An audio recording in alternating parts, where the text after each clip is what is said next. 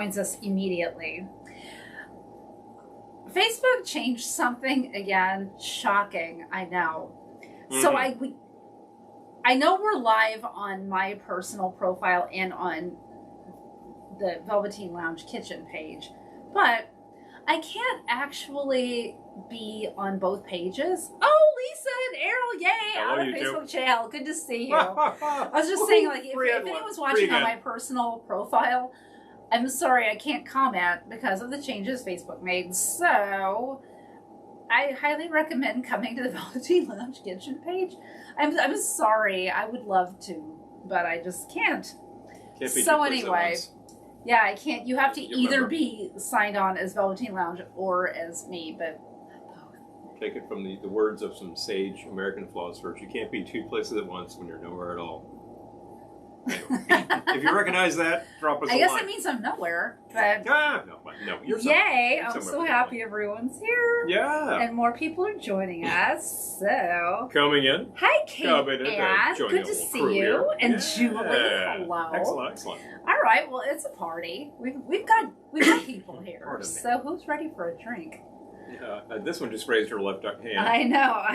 Hello. Me. I don't mind if I am. Yeah. So, maybe I'll wait another minute or two, but I'm thirsty, so I think we should just get this show on the road. You know, you could wait for more people to show up, but put it this way. Hi, Satellite. You'll begin mixing, and they'll show up. So you might as well have something. Peter, okay, we got people. Yeah. I'm gonna make a drink. We got people. I'm drink time. So, okay, oh, hi, Barbara. Good to see you. Hello. So my first drink. So nice to see you here. This is a recipe that I have adapted from a Dale DeGroff recipe. If you, he's King Cocktail. If you don't know Dale DeGroff, he goes by King Cocktail. He didn't choose that.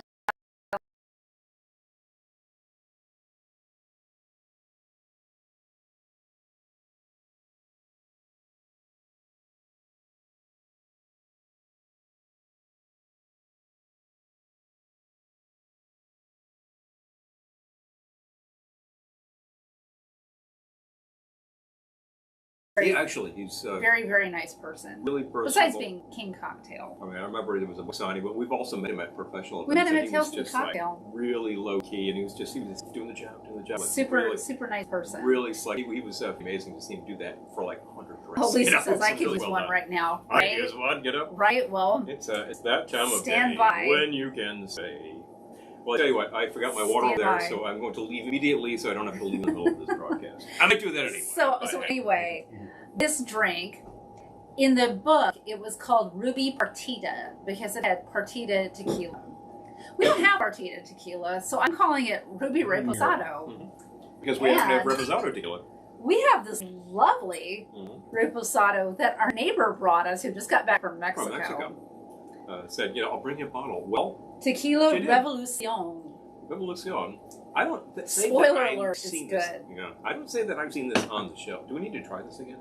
Well, I just tried some a little while ago, but we can try it again. Oh, heck, I could have come close. All right, let's try it. I've seen that on the shelves in our locals. We have a couple of very good local stores that tend to be well stocked for such things. Good tequila selections in both, good mezcal selections in both stores. You're Aaron Burr this evening. I'm Alexander Hamilton. Remember, he came out the winner. It has he this was a show about Burr, now are they? Just saying. Oh, that's really funny though. I'm sure someone has like a Hamilton send-up called Burr.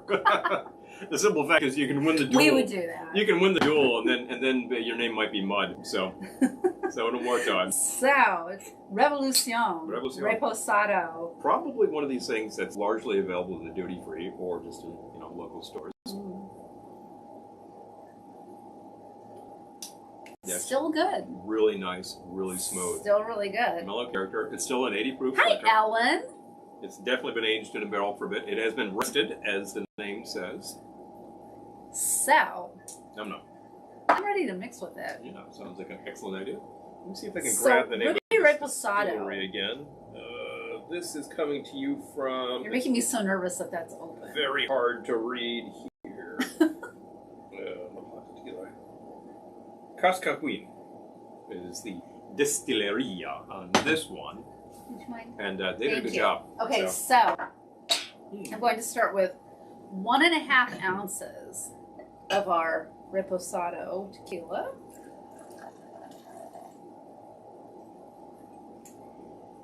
And I don't want to put the cork in too far because it's really hard to get it out. It's as I discovered earlier. It's a glass stopper that has a little rubber insert there. And when you put it in, that really starts to grip like nobody's business. You're trying to pull that out like I'm going to break the bottle.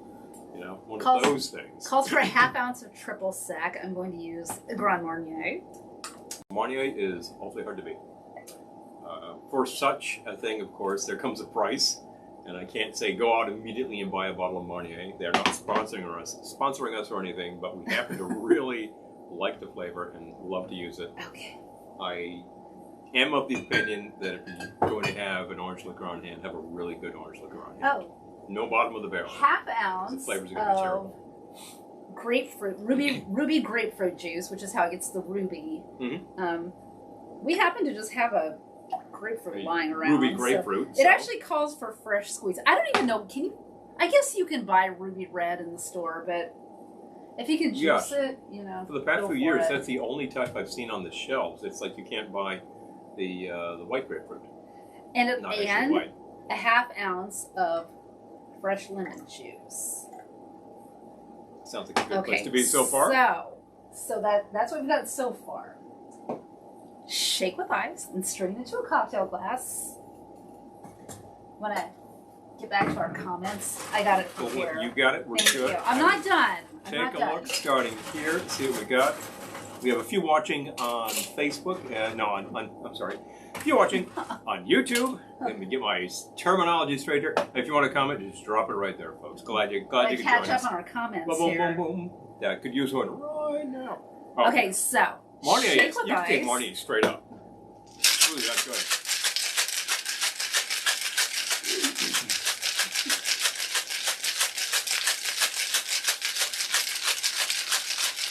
And then strain into a cocktail glass, but we're not done. Would you like a cocktail glass that will make that taste 73%? I would love one. Okay.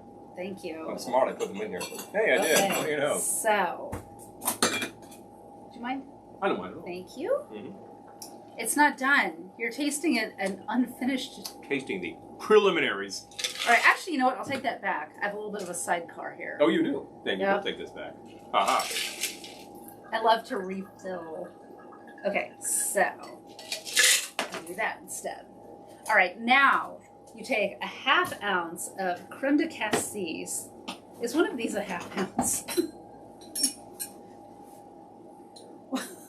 That's 1/2 ounce. This, okay. Yeah, seriously, you look at all of these double-sided shots, you're like, what's what with what? This one I know. At least comes marked, and it's 3/4, 1 1/4. Oh, okay. Which is really bizarre. 1 1/4. I've seen that as a measurement in drink formulas like once or twice. Who the hell needs 1 1/4? 3/4, not that strange. I've seen that, but honestly, 1/2 and 1 1/2 is really the kind of thing you want. 1/2 ounce creme de cassis, which you drizzle into your drink. Drizzle carefully, and it should sink to the bottom. And form that effect? Yeah, we do have a special effect out there. Okay. Yeah. You know, keep that handy though. I'm going to need that I'm going to keep that handy. Mm-hmm. My next round. I haven't had this in years. Let's see. Yummy. Mm-hmm. That combination of flavors I would expect to be pretty tasty. Oh, the extra goodie, right, Lisa?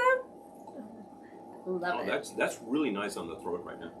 So for those of you just joining us, Ruby Riposatto, which is a variation on Dale DeGroff's Ruby Partita, 1.5 ounces Riposatto tequila, 1/2 ounce triple sec, 1/2 ounce fresh ruby grapefruit juice, 1/2 ounce fresh lemon juice.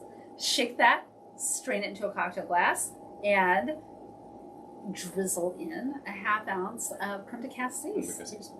This would be good with bubbles. I'm just saying. That would be really good as a base for bubbles. Yep. I mean, you're Thanks, describing Barbara. one of the classic formulas for putting a cocktail together, but with some different ingredients. And you do, in fact, have that little layer at the bottom. Yeah, it's a special effects drink. Reminds one of the Aviation, the Tequila Sunrise. So yeah, it's a special effects drink. I like the special effects drinks. The ones that we make with the pea flower concentrate or the tea. Oh yeah. Are great because it's Hi, Janice. Blue because of the pea flower. You add some acid that in the form of like your lime juice and it turns pink. Hello. Big fun. I'll take some of that when you're done. I think you've been handling sticky bottles. Yeah, that's what I'm saying. All these liqueur bottles. I could use some spray. All right, so yeah, triple sec. Yeah, I use the Grand Marnier because that's what we've got. But you could use. Actually, I think the recipe calls for Cointreau. I think it calls for Cointreau. But we don't have Cointreau, so. Cointreau is like the other really big name of the orange liqueurs. And if any of those is a little rich for your taste right now, find the nicest bottle you can. There's some really great bottles of orange liqueur around 20. Oh yeah, well also Giffard makes a triple sec that's really nice. It's really good, and don't they make the blue curacao? So they do. They make a blue curacao too. Orange blue and a clear blue and a orange clear. Those are really good products. I'm thinking that there has to be one from Brizard, and those prices tend to be pretty competitive. There's a Spanish brand called Gran Gala, which is excellent, very good for your Mai Tai. And you can certainly start at that level. And if you say to yourself, I'd like to kind of up the game on that, you've got like some really high level stuff. Mandarine Napoleon, have never tried. That's a fairly like high level orange liqueur. Oh, I haven't tried that either. Yeah, I've seen it. I have seen it in the store. Yeah, I haven't gone there, but. So I'm assuming that the actual flavor is Mandarin orange, but that should just be a nice concentrated orange flavor. Hi, Steve. So, do you want to make one? I certainly as heck do. Why not?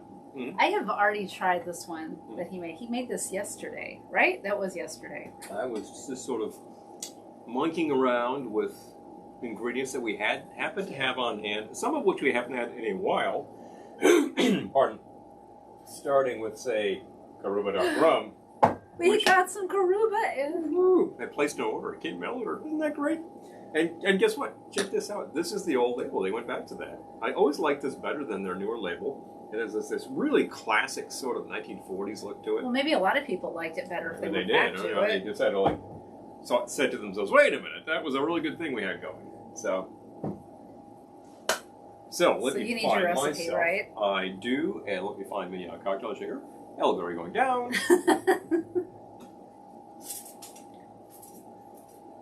You might want to bring a few shakers, I'm just saying. That's not a bad idea. Thank you. You have measuring marks there for you. I do. Doing just well. Okay. I'll keep the creme de cassis handy. I have a feeling I might use it again. I think I have a really big rock in there, which we could certainly deploy. Yeah, that works. And there's another big rock. Don't worry, if you come over, we won't touch your ice. We have a scoop, but we're live and working fast. There we go. So, what goes into this little gem is 1.5 ounces of a dark Jamaican. Now, I did have the 1 and the 1.5, didn't I? No, I didn't. I don't see it. Probably the dish strainer.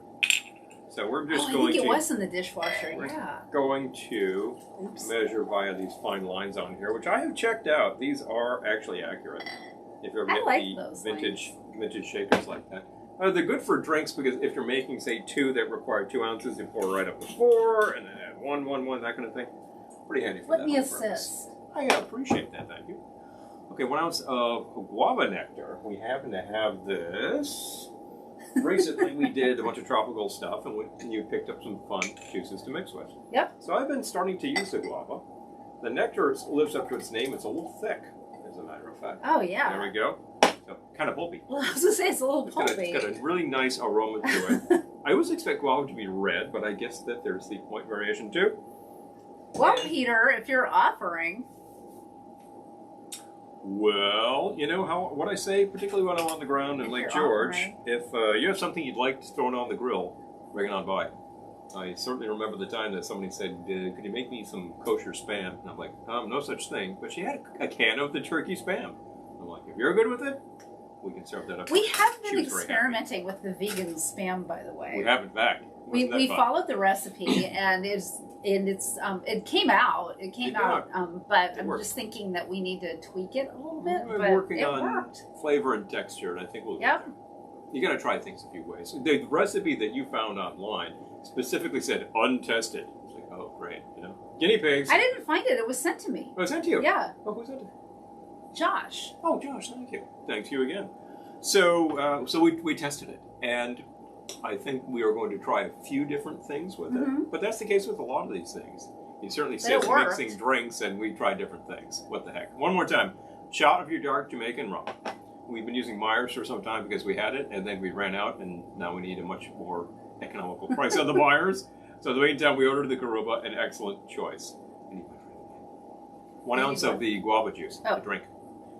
And 1 ounce of guava nectar, a teaspoon. This is a product that I found. Where was this? I think this was at Home Goods, which is good for stuff like this. Lime curd. Do you need a spoon? I need a spoon, thank you. This is made by a company called Paradigm, and they are in Oregon, Lake Oswego, Oregon. I thought that'd be interesting to mix with in cocktails. It's sort of like it's very desserty. Like you could just put this into a little, one of those little pastry shells. So I'm going to take I'm going to try to get a pretty even bar spoon worth of that, which would be about a teaspoon. Put that right in there. It's got a it looks really weird, but... Yeah, it's got a really nice tart flavor. Very very fresh tasting, as a matter of fact. What else did I put in this thing? That's it. And that's it. Well, as I recall when I did this before, I gave this a really good stir. It's interesting. It's kind of like a dry shake. You want this to incorporate. I know that some hard shaking should get this all in there, and I think I want this all to dissolve really well. This type of sugary stuff tends not to dissolve that well in the alcohol, so we happen to have the juice in there. It's just funny to me that you said, as I recall, like maybe you made it a year ago and not yesterday. There's so much happening every single day. I put in a full day worth of work. We work out. We were in there practicing music. I've been out back shoring up the pilings on the fence because one of them they were all out of alignment. I had to dig them out and get them all righted, and then the cement was cracked and I had to buy the patch. It's just like all these things. That kind of stuff. So many problems. So many problems. These are kind of first world problems. I don't mind them. It's a good challenge. It was great to be able to get those right side up again. I tell you. Okay. Put that on the side. It looks very creamy. It does. It's got a very, very murky look to it because there's a certain sort of grittiness to the lime curd. But it's also a fairly small sized cocktail, which I was aiming at. I went for a 1.5 ounce base instead of 2. Give it a good shake. Real nice.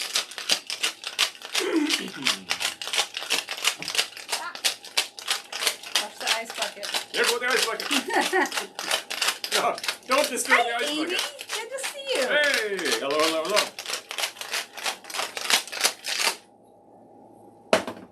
Rest for a moment. And another one of those cocktail glasses. I've got a cold one in there, don't I? Yes, I do. Let it repose. It has, we'll let that repose. So it did. And straight into your cocktail glass. And this should show up on screen as fairly opaque. Oh, yeah. Because of the guava nectar, of course, has quite a bit of substance to it. And the lime curd is pretty much the same. Well, you've got two things in there. And it looks like you can see my shaker has all this grittiness that's coming from the guava. Interesting enough. So this is one of these drinks that's kind of pretty tropical and has that real fresh juice thing going on to it. Like, oh, I squeeze that so there's all that pulp. But once again, well, mine is, dude. has a really nicely balanced flavor to it. Good profile. Yeah, it's almost, there's something almost shake-like about it. Oh, it's like, I mean, it's not as thick as a shake, but it has that, it's that kind of experience. It's like It's like a smoothie or one of those things that they whip up for you on the beach in Sao Paulo or Rio with the acai, you know, that kind of thing. So this makes this very fresh thing with yogurt and the berries. Mmm. That's really nice. And you can definitely taste the base liquor. It's not like, wow, smooth, and it goes down like that. You can really, this will slow you down enough so you're not slugging them down. And I like that a lot with the dark rum. You could use an amber rum, and that should work fine. Oh, Amy's asking what we're mixing. Well, you happen to have something called... Pardon me. Something called, that I'm calling Ruby Riposatto. And it's 1.5 ounces Riposatto tequila, 1/2 ounce triple sec, 1/2 ounce ruby grapefruit juice, 1/2 ounce fresh lemon juice, shake with ice, strain into a cocktail glass, and then drizzle 1/2 ounce of creme de cassis over it. Into the drink there. So it forms that little layer. It's not an original. Special effects. And Paul has adapted Dale DeGraw recipe. What I dubbed the rum curd. Rum curd. Which is sounds all wrong. 1.5 ounces dark Jamaican rum, 1 ounce guava nectar, and 1 teaspoon lime curd. Shake vigorously with ice and strain into a cocktail glass. I did happen to take the shaker and give it a vigorous stir before anything happened because I really wanted that all to incorporate without like chunks of curd kicking around in there. It takes a little work to get that going. Nothing like a chunky cocktail. Chunky cocktail, you know, like one of those Bloody Marys with like some sort of diced tomato. Oh. I think, why would you do that, you know? Oh. That's what the blender's for, you know? I'm sure people love that. Well, I remember getting gazpacho in a restaurant once, and it was like that. It was just sort of diced up. And I thought, every time I've ever had this gazpacho, and even every time I've seen it displayed in a Spanish movie, it's just puree. Like El Diablo. Puree. Okay. It comes out of the blender, you know? Oh, the Bank Square Coffee House in Beacon has a wine smoothie. Oh, Peter, good to know. I'm going to be in Beacon on Friday. As a matter of fact, well, you have a minute. Well, I'm not going to be drinking, unfortunately. Oh. But it'll be good nonetheless. Reportedly, a very good distillery there that's making some local bourbon, etc. We bought some bourbon from the Beacon. Yeah. Oh, we did. Well, from what was it called? It was in Beacon. I remember that. The distillery was in Beacon. Okay. I mean, we didn't buy it from there. We bought it from the liquor store, but... Gotcha. I'm thinking to myself that... Oh, Barbara's laughing at chunky cocktails. Chunky. Well, I don't know if it's just because it's hot, but my drink's gone. It was pretty hot today. And it was rumbling around out there as if it was about to pour, and I was like, man. And it managed to blow over. So I think, you know, honestly, I would have been pretty glad to get some of the humidity out of the air. But if it doesn't happen... I was also waiting for some cement to dry, so I'm okay with that. I'm going to have one more. Well, I say one more. One more for the road. Are you kidding? Anyway, I'm going to have another, and all I'm going to do is... All you do is... substitute the dark Jamaican rum for the tequila. There so let's see how it comes out. I'm calling this one the Dark Ruby. So, in place of my tequila, I'm going to do 1.5 ounces of dark Jamaican rum. It's a pretty good place to start for many drinks. Matter of fact, I started my last drink that same way. And then 1/2 ounce of my Grand Marnier.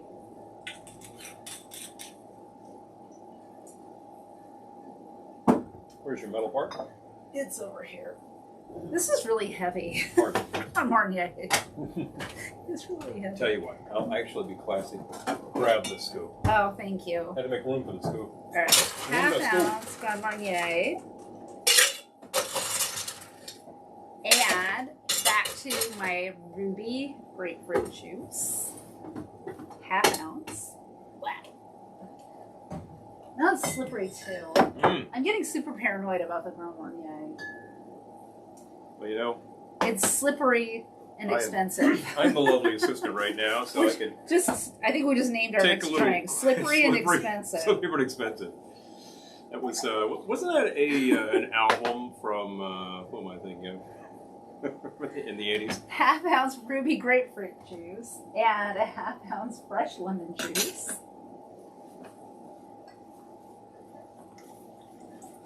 slippery and isn't it like one of those hair bands? Yeah, right. Yeah. Anybody who's following along might be able to fill in the thing on the Amy will details know. on that one. Amy will definitely know. Hi, Devin. Well, hello. Good to see you. Definitely. Thing about these liqueurs, even the really high quality liqueurs, is there's a sugary base here. It's going to get sticky. The Marnier, of course, is corked with an actual cork, and there's a distinct tendency for that sugary stuff to start to Bon Jovi. I think you're right. Thank you. I was thinking it's the name of the guy. It's definitely John Bon Jovi. So yeah. Peter says, I'm fine watching the Velveteen Lounge and listening to Noi. Ah!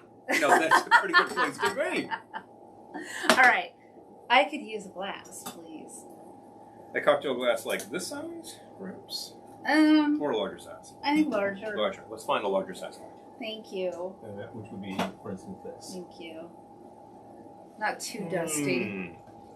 As a matter of fact, now, this is exactly what I made last round, except with the one change. The rum instead of the tequila. So let's see what we think. Slippery when wet, exactly.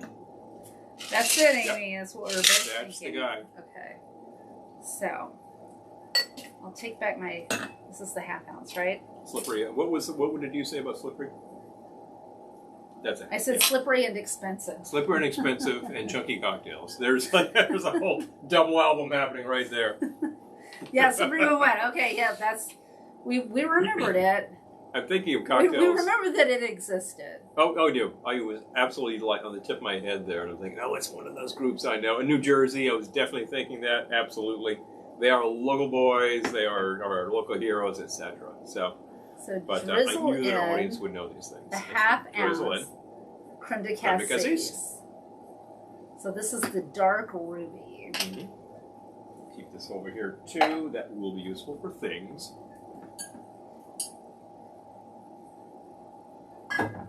What would go into the slippery and expensive? We need some really high priced stuff, like like a top level bourbon or rye or scotch. So Let's try it with rum. Goods. We'll try it with rum. Oh, by the yum. way, two correspondents actually whipped out the Bon Jovi. I'm so glad our audience knows the music cold. I think I like this even better because with rum. Sometimes it just slips my mind. I'm telling you, I'm thinking 12 things at once. It's out there somewhere. You know that guitar player from the 70s kind of had frizzy hair and long sideburns. All right, I think I might make this the featured cocktail because I like it even better with the rum. Oh wow, yeah, that's really good. Yeah, okay. That's really good. That is really showing off the dear first Helen juice. Hartman. Oh, look who's talking. Hello. Thank you. You're so sweet. Seriously. Back at you, kid. I know. But definitely. Yeah, big fun. Big fun. There was a comment here. I don't want this to get lost here because there was a question the weekend with the clams. Oh, it was great, Lisa. Thank you for asking. Really, really well. It was really fun. Dano Clam is a super loaded host at Dano and Elaine, as a matter of fact. Yep. The both of them. Absolutely. He had a lovely visit, and then we shuffled off to Middletown, Connecticut. How about that? Middletown to Middletown. Yep. That's quite a bit of distance, as a matter of fact, and we have done that before. Middletown, Connecticut would probably be a fairly Rust Belt town, except for the fact that it's got a major university kicking around in there. So that helps. They've got a cute little downtown, a lot of 19th century buildings that are definitely hopping. After dark, there was like every restaurant in the area was pouring on the garlic. It was like, wow. And it smelled really good. It smelled awesome. But the bar, Conspiracy, where we were DJing, was great. I loved it. It was beautiful. And the drinks were good. And they had this huge drinks menu. Oh, It's really? hard to choose when they've got that many drinks, but they were it really is these good. days. You go there and there's no menu. There's a QR. You take your phone and go boom, and suddenly there's a menu, and you take a look. This is how they can keep changing up their menu very easily. Of course, smart idea. But this went on for about 5 or 6 pages. Like, wow. And you're like, how about booze and juice? Had to think about it. I even sang a song. As a matter of fact, you were called to the stage that was really fun. for shaker duty, which I missed. But then you were called to the stage. stage. Yeah, I played the shaker for Shaker vocal 7 duty, too. and I got a few pictures, but definitely. Oh, so Devin says, just got their kitten cat wine. I never knew such a thing existed, but wow, that's fun. Normally, I have thought it was just the cat dope, that is catnip. They sniff that and they get all dopey. I planted catnip last year because we get a lot of stray cats around here. And I thought, dope them up. And of course, like something immediately, either a groundhog or a deer eat it all, like immediately. Yeah, I think it was the groundhogs because they're around and this was very low to the ground and they eat bloody well everything. And so the groundhogs got all dopey instead. Devin, I sang You Only Live Twice. Yeah. Great rendition of it. Thank you. I do not have a video of this. I was not thinking at the time, but I definitely got I wasn't pictures. Expecting to, so I hope it was okay, but it was... It was very good. It was fun. It was, I think it was nailed shut. You've actually got your finger on that one. Is there dog beer? I think there is dog beer. I believe there is. I think I've heard of that. Hi, Disney, for the win. Hey, Disney. Woohoo. Aww. Oh, you're telling me. Thank you. We will do our damnedest, and if you are a Kitsch fan, you keep dropping it on them too. Because you're absolutely right, the world needs more. One of our correspondents, two of our correspondents actually showed up with their dog. That was okay because it was an outside location. Showed up with their dog. And noted that the dog likes beer, so I think that was just regular beer. I believe dogs do actually have a taste for beer, as a matter of fact, but it tastes good. I don't know, but the dog was super sweet, and it was a really fun weekend. So yeah. It was a really great trip, and we were on call for like 3 sets worth. And we had never DJed. I've DJed 5 times in my life. I've DJed, maybe more than I've DJed on the air about 4 times, as a matter of fact. And I'm not a DJ by trade. I don't have a pair of Techniques 1200s or any of the professional equipment. I get by, but we have a really substantial record collection, and we can pull out about 20 records and suddenly have a whole set, for sure. And as it turns out, we didn't have a second turntable I could use. I really wanted to have a turntable there because otherwise you're just pressing buttons on MP3 files. That was my job. That was her job, right? To press buttons on MP3 files. And I thought, well, with the new computer, I had nothing of the sort. So I thought, look, we've got this somewhere. So I just grabbed an old hard drive, took a look, and said, there's like 20 things. So I just threw it on the drive, put it on the machine, and bang, suddenly she's got 20 hours of music to play with. She put out a kick-ass playlist. And she just kept playing fun stuff from there. If I do say so. I say so, but yeah, for sure. Yeah, that was really fun. So we just alternated between like playing tracks from records and tracks from things. And really, I was using one of those little Newmark turntables, the portable. They're really great for DJing 45s, not so much for LPs. But I said, most of what I've got that would be suitable was LP. So I brought a big stack of stuff, cleaned everything up, plugged it into the PA, and it worked really well. That was really a very enjoyable time. So suddenly we're DJs. Ha! I know. Well, Yeah.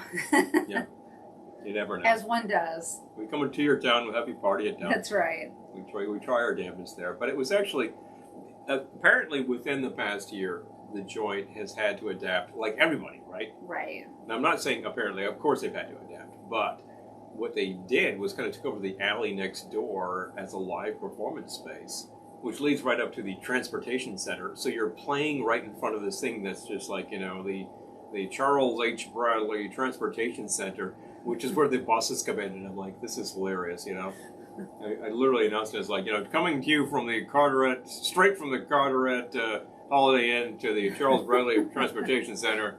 I don't remember what the name was, but yeah. It was one of those things. Hilarious. It was well lit. It was fun. It was really fun. And the bar's great. If you can get to Conspiracy, I loved it. It's a speakeasy. So. It's a speakeasy. It's actually fairly not, on the street it's pretty nondescript. There's just a sign that says, here we go. Up to the second floor, great looking bar. They are mixologists mixing like mad. It's just very high quality liquors and all fresh juice. A lot of original cocktails there. And there's a great thing on the menu where it's just bartender's choice. Oh yeah, he got the bartender's choice.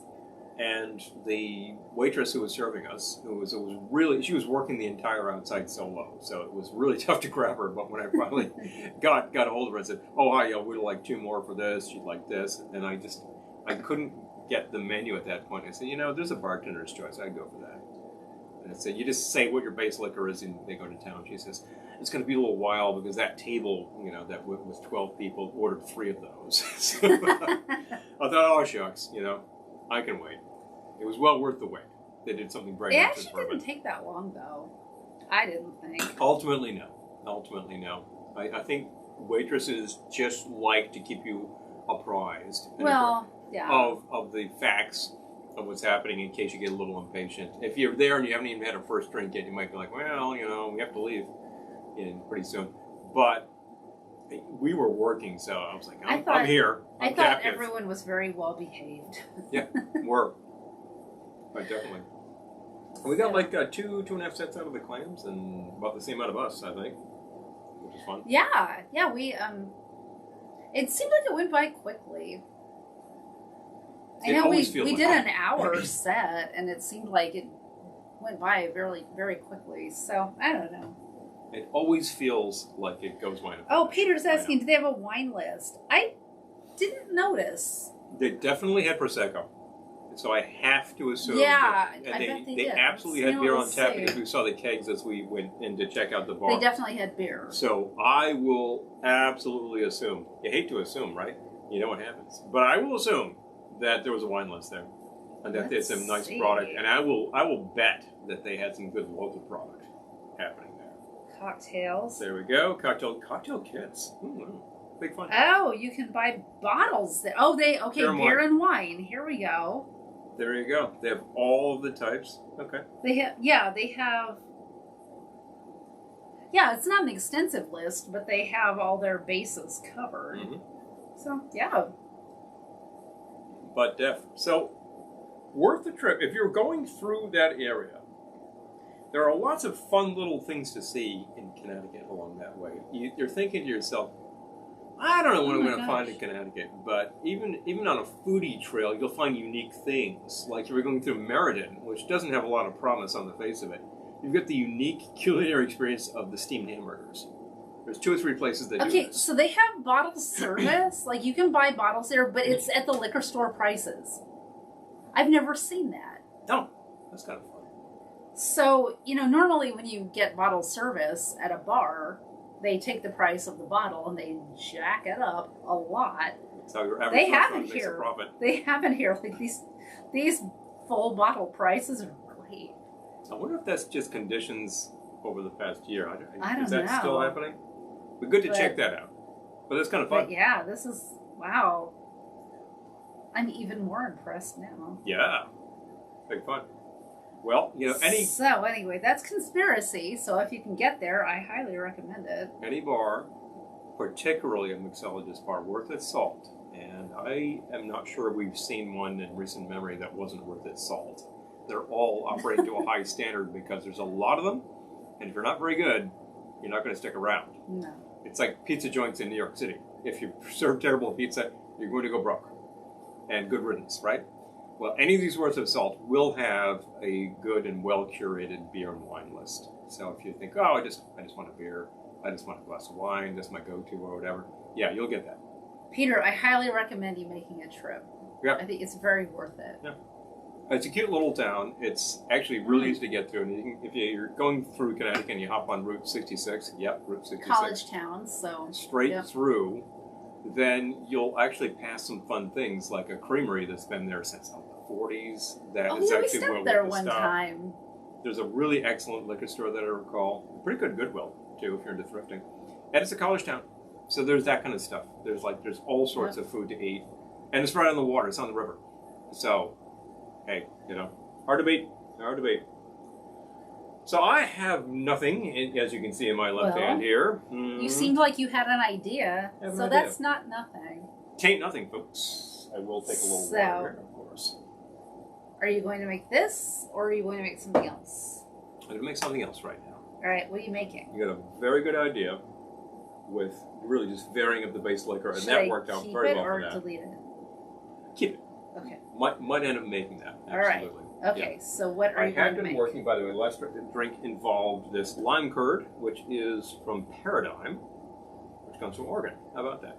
Found this at, I believe, the Home Goods. Might have been TJ Maxx, though. One of those. It's all the same chain. He loves himself a trip to TJ and Home Goods. The last time I went there, I actually spent a fair amount of money because I was like, oh, I need this. Oh, I need that. You know? Well, that's what happens in those stores. What happens in these stores. But this is all sort of remaindered products, so it's pretty high quality. And this looked interesting. Just like food products. I thought. So, what do you mean? I thought, this looks like something you'd put in pastry shells. When I tried it in a cocktail, I thought it was very good. Hi, Elizabeth.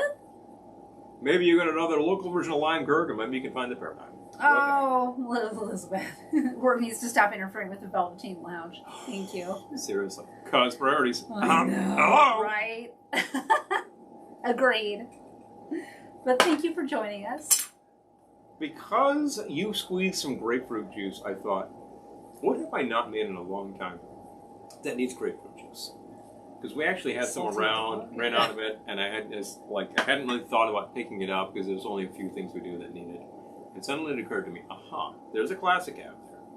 And there's a formula that we can get.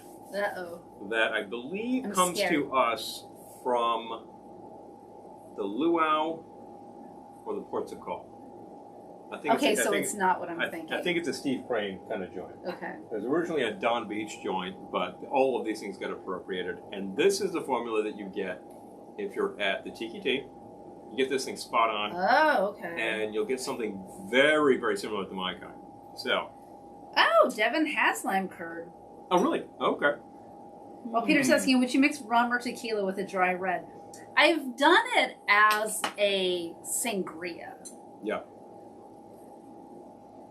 You could always... You can definitely do it as a sangria. Up the octane of a glass of wine, much like a beer, by adding some liquor to it. You could say like tequila into a dry red, maybe half an ounce and see what it does. You can always do that, add fruit juice, and you're working on a sangria. Devin has that lime curd. Oh, really? Oh, well, I thought that you might have access to it, but you never know. Amy, I would love to know what that dessert is. The lemon curd. That sounds really good. Yeah. But definitely. Okay. Yeah, Peter, you can definitely do like a sangria. I think I'm igniting some good discussion here about lemon lime curd. You are, yeah. But definitely. Well, I tried it straight up. Okay. I always like to try the product straight up to see what we've got going on. And I thought, this has a really nice flavor. And it's actually, it's a genuine desserty thing because it's like a custard. There's eggs in there and things. No wonder we liked it. Yeah. All right. Well, so what are you making? So, what we're going to make is a classic that you have heard of from these cocktail books called the Jet Pilot. Oh, no. I haven't made one of these in a while. Here's the big tip of the day. Make this properly according to formula. There's like a shot of 151 in there. I don't do that. I was like, so we're gonna actually... okay, Paul's going to be gone for the evening. Yeah, well, I have made this for years with just 2 ounces of 80 proof liquor, and it's perfectly fine. I don't see any deficiencies to that. There may be a little less jet in that pilot, and what the heck, fine. So it starts out with half an ounce of the grapefruit juice. Propeller pilot. And I will tell you, I was inspired because I always had the grapefruit juice out of a bottle. Wait, that's half ounce? Half ounce. I don't think we've ever had fresh grapefruit, but this one here squeezed the grapefruit. So we do have it. Now, which one of these is limed? Full of talents. The blue one. Blue. Yeah. Okay. She has plenty of talents. She does. And we also have a really good citrus squeezer, so as it turns out. Half ounce of the lime juice. The great thing about this is it's fairly equal proportions, but it's not silly. It's not one of those things that's like 1 ounce, 1 ounce, 1 ounce, and you think that's totally imbalanced. This is all of your mixers. Half ounce grapefruit, half ounce of lime juice. Oh, thank you. Okay. Hi, Kurt. Good to see you. Hey, so nice to see you. Sangria rocks. Agreed. Definitely. Okay, half ounce of falernum. You've heard us talk about falernum. Oh, yeah. We happen to have the Fizz. This works very well in this drink. The Fizz is excellent in this drink. There are some other brands out there. I think B.G. Reynolds has a falernum. There's the Velvet, which is a bit of a different product because that's really sort of an alcohol-based liqueur. This does not have any booze in it. But actually, that came on the market, I think about 10, 12 years ago, the Velvet, and is a real go-to for a lot of people. Really? Nice flavor. Yeah. Might be a little longer by now. I was going to say, it seems like it was around longer than that. But... Okay. And of course, you can always make your own falernum. It's actually really easy to make. It's a 24-hour job. Overnight, you're done. I think we had this discussion last week, actually. Here we are talking about falernum again. And again, it looks horrible. Absolutely horrible when you make it. But hi, Colonel Keg. Are great. And the kicker, half ounce Oh, where did I put it? Back in cinnamon syrup. Yep. I haven't used this in a while. And the great thing about this, I probably made this about 9 months ago. I've got this really heavy hit of cinnamon on the nose here. This stuff really preserves well. I feel like I would like this drink better if you used like half as much cinnamon. You can try that, you know. I mean, not just him. It's not his recipe, but I feel like I would like it better with about half as much cinnamon. It calls for a specific combination of rums, what I am going to do. Which we don't have. Which we don't have, you know. We probably do have most of that, but I'm going to use 1 ounce of a dark rum. I've been using the Plantation. Plantation is not as dark as, say, Karuma over there, or Myers. So you think this is more of an amber rum, perhaps, but it is a combination of some aged rum and some less aged rum that forms a really nice flavor profile. That's about 1 ounce. No, it's a good one. Yeah.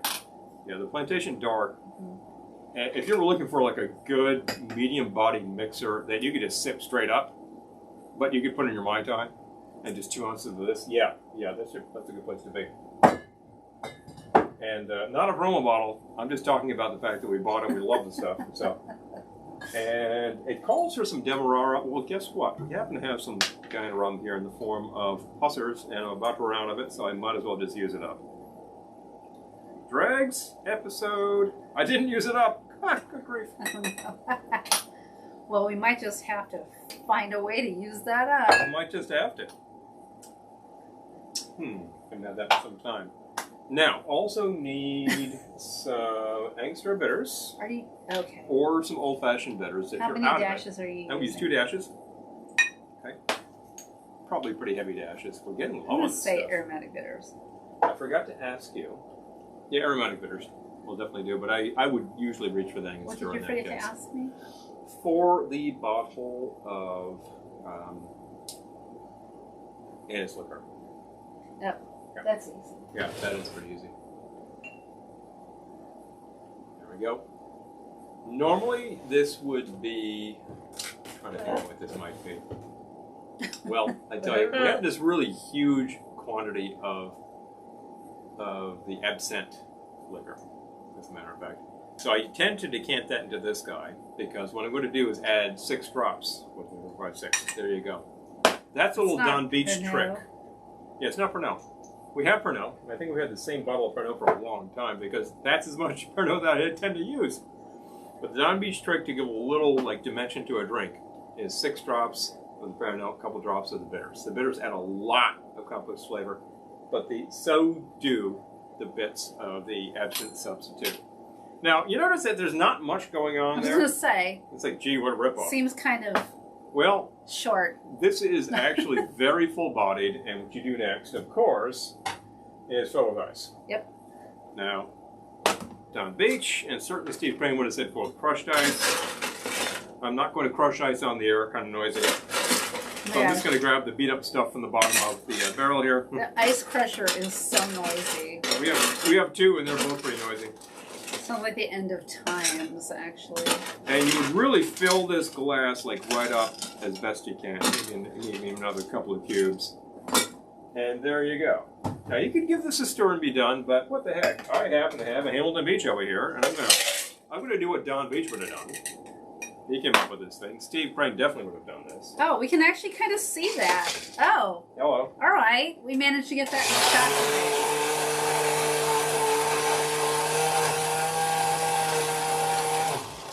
About 5 seconds, maybe? A shake maker. It's not just for making shakes. It's just making shakes. Honestly, I think we made an actual shake in there once or twice. We made a lot of drinks. And pour into your double old-fashioned glass. Oh my gosh, Devin says we've mixed the lime curd with Cool Whip. Cool Whip. I made a key lime clotted cream. Try saying that 5 times. Key lime clotted cream to die for. Well, that sounds like fun. That sounds heavenly. Clotted cream is the sort of thing that you will normally only see in the UK or on a flight from British Airways. I had clotted cream in the UK, actually. As a matter of fact, it's a very specific product. Really There's formulas to make it in case you want to get a little Anglo on that. So here is a double old-fashioned glass. It's got a nice pattern on it. I'm using a 3 dots and a dash glass. I'm going to garnish this with a Hidden Harbor. I know you're mixing. You're mixing your really mixing the bars. jammies here. Going to throw a metal straw in there because these things are just great. I happen to like these a lot. I'm not sure why I hadn't thought about getting this much before this point in time, but after the whole straw conspiracy a few years ago, suddenly everybody has to like get metal straws. Well, I think I got these at Home Goods. You know, they were a very good price. See, I'm telling you. All this stuff comes. He loves him a trip to Home Goods and TJ. 5 straws and a little cleaner to a little brush to clean the straws. That's all you need. Easy. And we're not quite done yet. I believe over there you'll find some little umbrellas. Are they still there? Oh, they are. What color do you want? I'll take a blue or a green. I think we have a couple How about greens green? In there. Green will work. I don't see a blue. I do. I could give you a blue flower. Sure. Blue flower would be lovely. I usually forget to garnish with this sort of thing on the air. Well, I didn't forget this time. Garnish with paper parasol and a blue plastic gardenia. And there you have your jet pilot. Now, if you make this according to formula, there's some 151 in there, and then you'll start saying Jerk Pirate, right? But this is just 2 ounces of 80 proof, and you can have this. It's a very ordinary strength drink. I do want to taste it. Like I said, these usually have too much cinnamon for me, but it's a pretty heavy head. Let's see. I think it balances well, but it's still a pretty heavy head of those flavors. Yeah.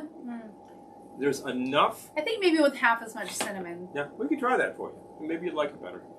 There's enough of the anise liquor in there that you taste it, and it gives a little dimension to the drink without being like, okay, that's an ounce of anise liquor. Because that would be a real mistake with this drink. I'm not getting... Here's the thing. I'm not getting anything but cinnamon. Okay. Well, that's kind of an issue. That's something like you want to get the rum and the falernum and all the rest of the story, and I'm just mainly getting the cinnamon. A lot of lime flavor. You got half ounce of straight lime juice and then half ounce of the falernum, which itself is a sort of a lime infusion. Yep. There's a lot of lemon peel going on in there. So, But one of my favorites to order if I'm at a place that will happen to be serving good tropicals made according to plan. Of course, they're probably serving it with the 151. So they might be. Look out. Watch out, folks. The Maikai certainly does. And Tiki Tea is probably going according to formula. They make it, it tastes exactly like this. So I think that they're going by the Steve Crane formula, which we first found out by the Jeff Berry books about 10 or 12 years ago. I think he actually had, I think it was the first time that he had... like the formula from the luau. Man, both of those drinks disappeared quickly. Well, they're cocktail sized, you know. I know. Can have some water.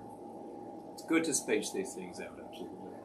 So I haven't made this one in a while. I think I have made this on the air before. I'm not trying to be repetitive. I just thought, I've got fresh grapefruit. I've never had fresh grapefruit in this drink. And to tell you the truth, it is adding some little dimension to that. It's quite nice. Well, good. Yeah. Good, we have more.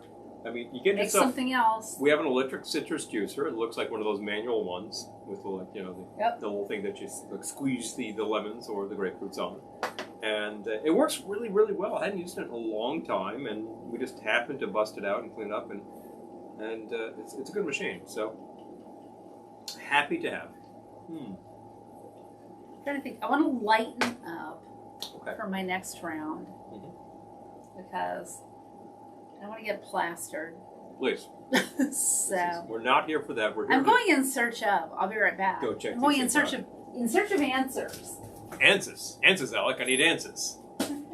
If you know that reference, then you've been watching some classic TV. Yeah, we're not here to get loaded on the air. There are certain shows of yore which were all about that, and I think, yeah, that's fun, but whatever. We're here to try different flavors, different combinations, and see what happens. And when we design a drink, we think it'll work out fine. And boy, 99 times out of 100, it certainly does. Oh, you found a little something there. Oh, beer cocktails. I found a Kona. The Kona's a great place. Big Wave Golden Ale. We don't have any cider or anything, do we? We do not have cider right now. We bought a whole bunch of stuff in the middle of the summer. Actually, towards the beginning of the summer. I was going to say, isn't it still the middle of the summer? It's the middle of the summer right now. Towards the beginning of the summer. Please tell me the summer's not over. Don't even start with me. towards the beginning of the summer, we actually bought a whole bunch of ginger beers and shandies and things. And I think we're finally running those now. There were some really good brands, and we're pretty happy mixing with those. But at the time, that store, I was a store in Albany, had a really large selection of cider, and you know, we were just on to other stuff. It just didn't pick any of it up. But that was over a month ago, wasn't it? I feel like we were just there. I know. Time is a funny thing. Time dilates, you know. It'll certainly dilate your mind. Thing. So, let's... No, absolutely, Elizabeth. I got to tell you. We'll have to have a short talk with your manager. Velveteen Lounge is on. I gotta go. Gotta go. Sorry, suckers. Yeah, first we'll talk to my manager. We'll go from there. Oh, Amy shared the recipe. Thank you. Thank you very much. Oh, lemon and lemon cheesecake. Okay. Oh, very fun. Yummy. You know, we were just discussing today. We have all the stuff to do that, probably. I keep referring to this month as Thermidor because that's the French Revolutionary calendar. And I happen to like the idea that they named a month the Hot Month. And she asked me about lobster Thermidor. I'm like, I have no idea what's in that. So I take a look. I'm like, actually, it's not that much. It's a really simple sort of like wine garlic sauce, and you pour it over the lobster mixture, put it back in the shells, and bake it with some cheese. Sounded really good and simple. So, but you make it, and people are like, oh, lobster Thermidor, that's fancy, you know? Big fun. Might have to do that. I know. Sounds decadent. The only problem with us doing that is we have a tendency to simply boil lobsters and eat them, and we don't get fancier. Don't say that. We don't get fancier. Hi, Lisa. Good to see you. Hey, well, we missed you too. So glad you could show. So glad you could show.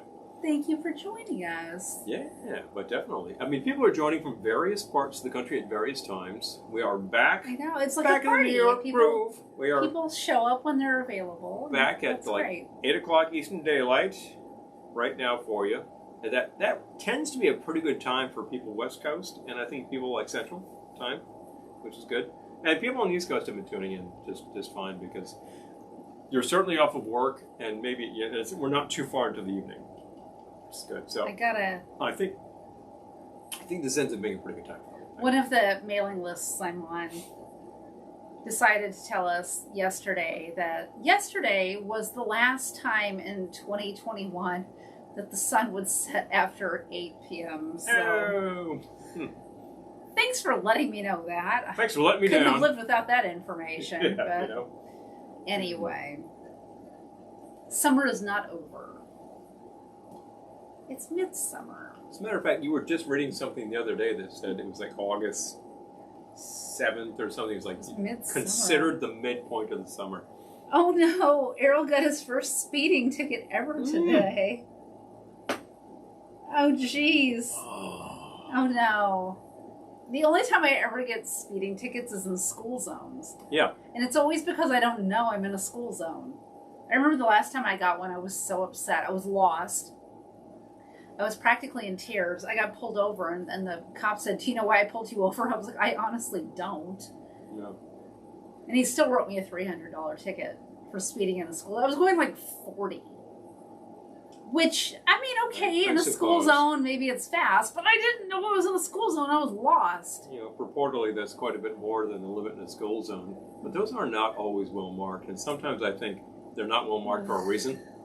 I'm going to start to wonder about why Errol got a ticket in that case. No, I feel you. Yeah. That's so I definitely sucks. Definitely feel the pain in that case. You're just going about your business, and then what happened? Yeah, I missed some signs. Sheesh. I didn't know I was in a school zone. I was lost. You know, it's like this stuff should be updated with all of the GPS devices. So the little box will tell you, slow down, you need to go 15 miles per hour through this area. What? Oh, I didn't realize, you know. And when I got pulled over, the truck in front of me pulled over too. Like he wasn't sure if maybe he was getting pulled over. Like maybe he knew he was in a school zone, but he didn't get a ticket anyway. Yeah, well, it's always whoever gets pulled. I know. What a drag. What a drag. And then I remember going to a store after that. And the woman, like the checker, was kind of like worried about me. She wondered if I was okay. I'm like, no, I'm having a terrible day. Was she okay with that? Yeah, she was nice. Okay. Yeah, well, what was she going to say? What is? I tell you. These things are a real pain. The only time I ever get pulled over is when a tail light goes out. That has happened. Thank you, Lisa. Sure. Lisa says summer is a state of mind. Agreed. Please. Yeah, $300. It was crazy. Oh, back to school. Elizabeth says back to school there started on Monday. Yeah. Oh. Yeah, I think that the return to school schedules have been a little skewed over the past year, that's for certain. So yeah, this might be the case. Mm-hmm. Yeah,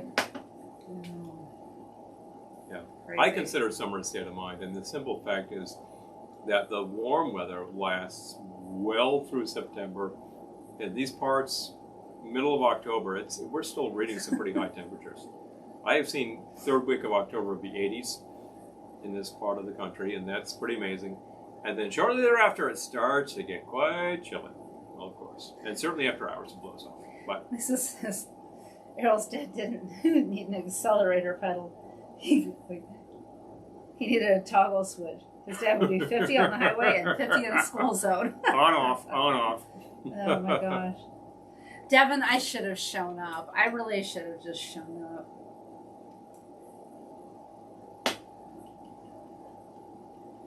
Although I had a boyfriend one time who got a ticket speeding.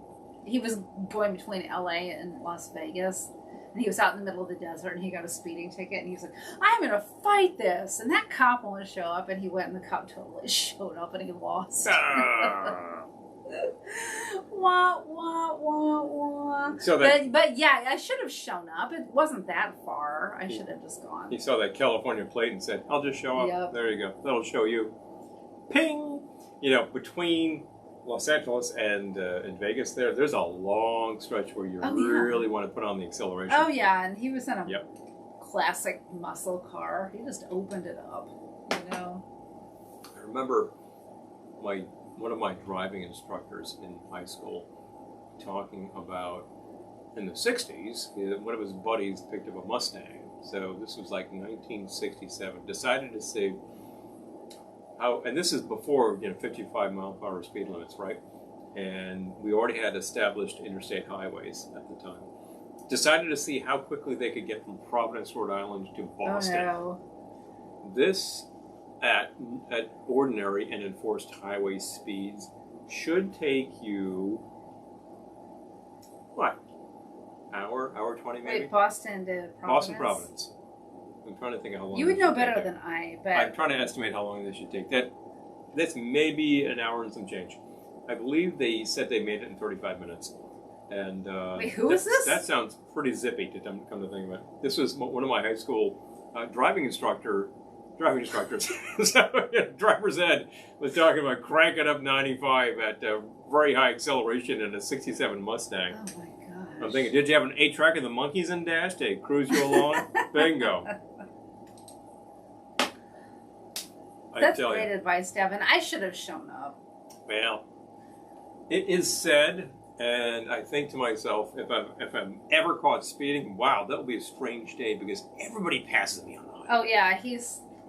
No, I get to a comfortable speed and I'm good. I'm a faster driver than he is. Yeah, many people have a little less patience on the highways.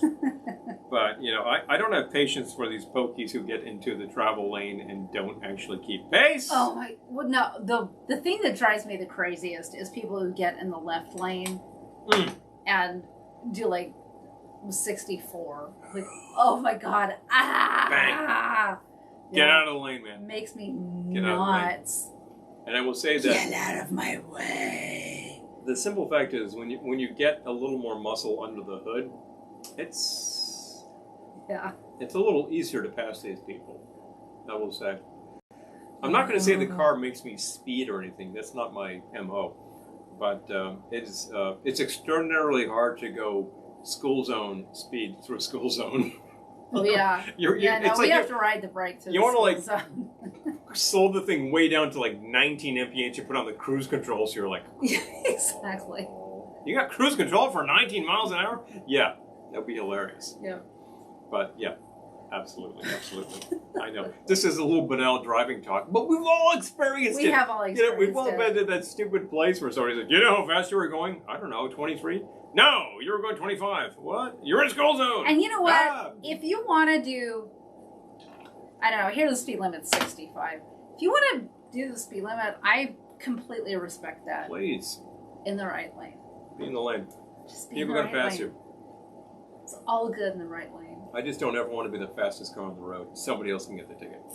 So. Oh, thank you, She-Wolf. Well, thank you. Oh, good to see you. Thank you. Oh, the video quality is great. Thank you. Our lighting looks really good today, and I will tell you, ever since we repainted this room, it's I know, it looks so much better since we repainted. Easier to light this room. I think that former color really just kind of sucked the life out of things. Oh, Peter says his car has a turbo boost. Oh, what? Look out. You know, interestingly enough, our old Chrysler. Oh, Devin, that's scary. And says you guys and the crew are exactly what he needs to know. Aww. I'm glad. Definitely. Our old car was a PT, and you're thinking 4 cylinders under the hood, compact vehicle. It's the wheelbase on that thing is a Dodge Neon.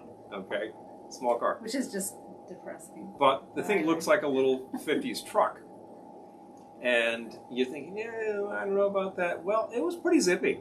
I used to definitely make some tracks with that baby. And if you're going up a hill, you could just put it into like 3rd gear, and it would really crank up that hill. It would take it. Dark call. Now, we don't have turbo boost in the actual muscle car, but what it does have is optional manual control. Just like hit your stick to the left, and you just start shifting. I've done that a couple of times. I'm not that comfortable with a manual transmission, but I could get used to it, and you definitely feel it. Yeah. Lisa says, hello out on the school zone. Sorry I ran over those people, officer, but I was busy looking at my speedometer. Yeah, I got to slow this thing down. Oh, right? I got to go slow. Oh, go. Whoops. We have good brakes.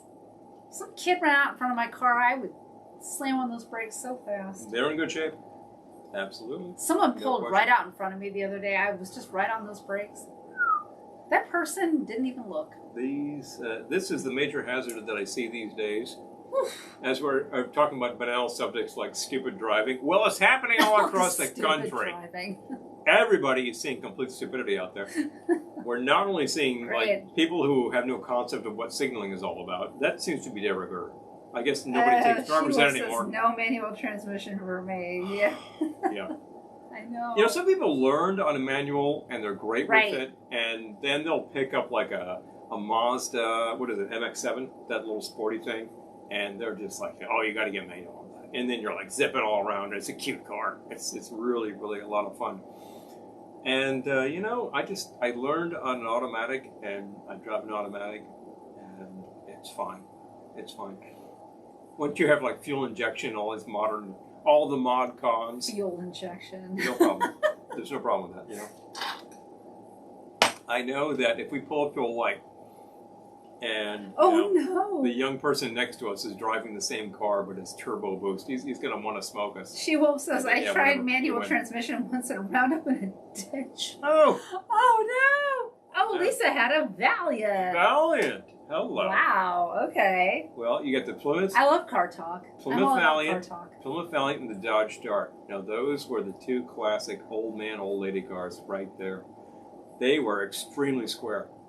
But the thing is, they both had a cushy version. I believe there was a Valiant Brougham, which was like really like cushy suspension and leather interior and like 8-track stereo and dash, that kind of stuff, you know. Wow, you know, and like insulation, so it's a quiet car. And this is really an economy car, but there was a version that was very plush. And then, of course, there were all of these variations on that same wheelbase, like the Duster, which were designed for speed. So, like, old man car gets a really serious engine on the hood, and then it's just like, whoa, you know? Not so old man after all. All right, so I just have to look this up real quick. There was a new Dodge Dart, which, by the way, looks like nothing. I was going to say, has anyone noticed that I don't know if they're still making it, but the new or recent Dodge Dart looks like it says Dodge Dort. It really does. It looks like it says Dort. Dort. They didn't plan that well. Errol's sister had a Valiant. Oh. Hey, definitely. Amy, I miss driving my manual 5-speed. Mm-hmm. Oh, I love car talk, you guys.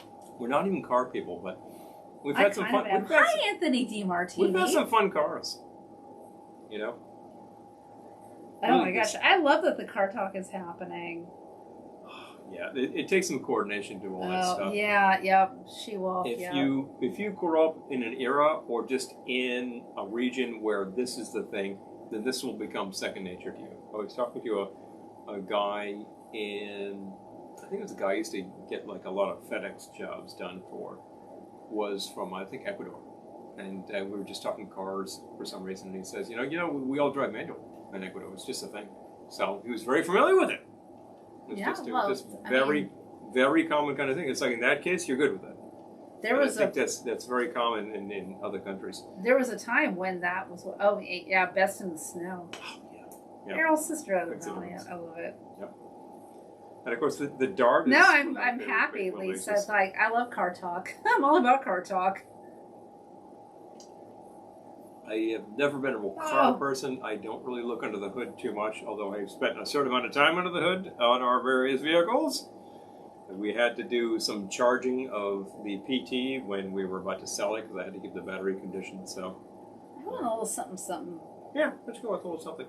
Do you know what size measure that is? I'll write down what I'm doing, but I think that's 1 and that's 3/4. This is 3/4? I think that's 3/4. I'm trying to keep it light. I had 2 full-size cocktails. Mm-hmm. That's enough. All right. One does not need to go I'll keep it light. back to. Light, but with bite. Yeah. Does anyone remember that commercial? Commercial for dry sack? It's a terrible commercial, but... From the 80s, you know. I'm not for something light, but with bite. But with bite. Right. It has these horrible yuppies in it. Yeah. Anyway. Guy with suede patches on his elbows. Yeah, I want something with light, but with bite. You know? I should try to find it and share it. It's a lot of fun, and as a matter of fact, dry sack is still on the market and still comes in that burlap bag. But fortunately, we're not seeing that commercial anymore. Yeah, fortunately for that. Was horrible. Anyway. Memorable though. You're talking about it right now. I feel like I should call this dry sack, even though we're not using any wine. Hmm. Remind me to change the name of this drink before tomorrow. Of course. Okay, let's see.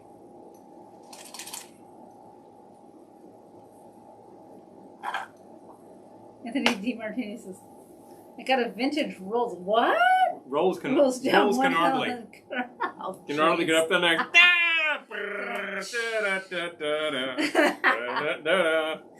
All right. I'm going to try to do a variation on the drink I did earlier. Let me see if I can actually get the appropriate sound effect for that. Oh, yeah. All right. Let's have a drink, shall we? Let's dial it down. Let's do 3/4 of an ounce of the Karuma rum. Dark Jamaican rum. Mm-hmm. Maybe even a half ounce. If you can get Karuma locally, you already know it's an excellent product. If you can't, perhaps you can order it. And if you can't order it, then that's kind of a drag. But half ounce.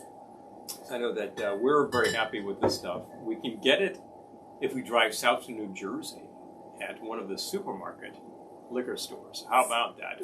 One state away, we get liquor in the supermarket. Let's use some of the grapefruit juice. Yeah, got it. Half ounce grapefruit juice. Mm-hmm. And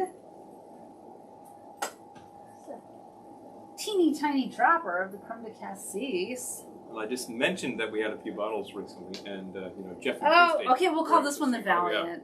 Yeah. It'll be Valiant. Ooh. Jeff in particular was talking about need to get more of that.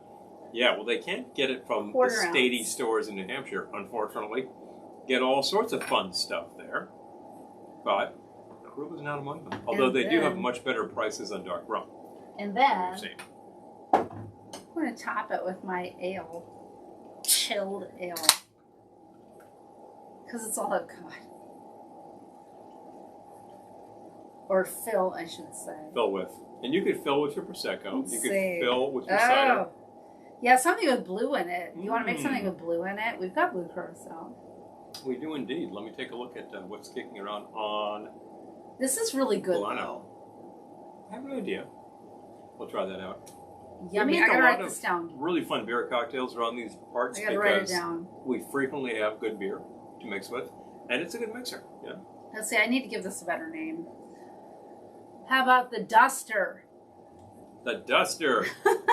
Okay, so I think my band leader in junior high school drove a Duster. I'm going to call it a half-ounce Dark Jamaican rum. And it really looks for the world like the exact same car as the Valiant and the Dart and all that, but it was just a little sportier. And then half ounce. You always knew some guys working out who hiked up the rear tires so the thing looked like it was really ready to go. Put a really serious engine on the hood, and it's like, wow, you know. Quarter ounce from the Cassis. And we just passed the Rust Riot happened last Sunday. As a I know. We're not able to make it this year. We were busy. But that's a really fun event that happens locally, and that is all about the great rust buckets of York. Actually, most of them are very reputable-looking cars. They're mostly cars people put a lot of work into. Yeah, I know. Like, it's... If you find a Dart, it's going to be like really calling pristine. it a rust bucket is kind of insulting, considering that most people work really hard on those cars. Some of them do look pretty rusty. Well, yeah. But anybody who's got like a classic 60s, 70s muscle car, like oh my gosh, GTO, hi Doug, Challenger, that kind of thing. Those cars usually look super clean. You know. Doug says I had a 70 Charger RT. Oh my gosh. Woo! Hello. Well, mine reminds me of Steve McQueen. Steve McQueen immediately makes me think Ooh. of a 1968 Shelby. Anthony. Because that's what he's driving a Bullet. Just heard a weather warning in the background. We've had storms. It passed through. It might be bad right now. Yeah, I don't know. I'm going to check it out. Might. Yeah. It was seriously threatening. We had a lot of thunder today. Like it was going white all of us, walls. but it didn't happen. She-Wolf is asking, what are some of your favorite vintage movies? Well, since you asked. I just name-dropped Bullet, and I think that is one of my favorites, even though we don't own it, but we probably should. That's well, then just maybe we should buy it. Classic chase movie. Cop procedural picture. It's got a really I think Don Gordon has a great cameo in that. And you got Steve McQueen, who's doing his own stunts in a 68 Shelby on the streets of San Francisco. This is very cool. Do you hear that? I do hear that. Yeah, we got rolling going on. I do hear thunder. Yep. We've been under a weather watch locally, definitely. Otherwise, other sorts of things I recall, and I haven't seen this in a long time. Speaking of chase pictures, French Connection. Wow, what a great procedural picture. I'll share mine. Really, really well done. It's cool. It's shot. A lot of this was on location. It's Kitsch-en, New York. It's a classic early '70s picture that just looks kind of like gritty and gray and dismal, and just really kind of nails it shot. And for the matter of fact, probably shot at around the same time as Shaft, the first Shaft, which is great. I love the Shaft which is movies. just great. Similarly, that's a Private Eye procedural picture. Well, speaking of Private Eyes, my all-time favorite vintage movies are the Thin Man movies. Clearly. So yeah. Please. Different kind of procedural. On the other wall over there, which you can't see, we have a Thin Man poster. So yeah. Yep. So definitely the Thin Man movies. And to fill that space with something good. I also love Mr. Blanding's Built His Dream House. It's one of my absolute favorites. Every time we're stuck in some endless, horrible house project, we flip that on and feel a little better. Oh, She-Wolf, where are you? We're in New York, too. Where in New York are you? Oh, Lisa had a weather warning in the Poconos. Yeah, we're not too far from you, Lisa, so yeah, I know. This pattern is working its way around. It completely cleared up earlier, but I'm going to go check it out to see what's happening. I love Steve McQueen, too. Oh, I'm a little scared right now. Well, Steve McQueen's in the... Oh, no, Paul, don't get struck by lightning. No. Please. What else do I love? Oh, To Be or Not to Be, the original version. Oh, French Connection. Yes. I love, oh my gosh, so many. The Birds is one of my favorites. Rosemary's Baby is one of my favorites. I'm trying to think. I should just be looking. They're all under me. What are some of my they're down there and over there? True too. I'm saying we were just watching tape. Of course, certain movies that weren't vintage because I saw them originally are probably vintage now.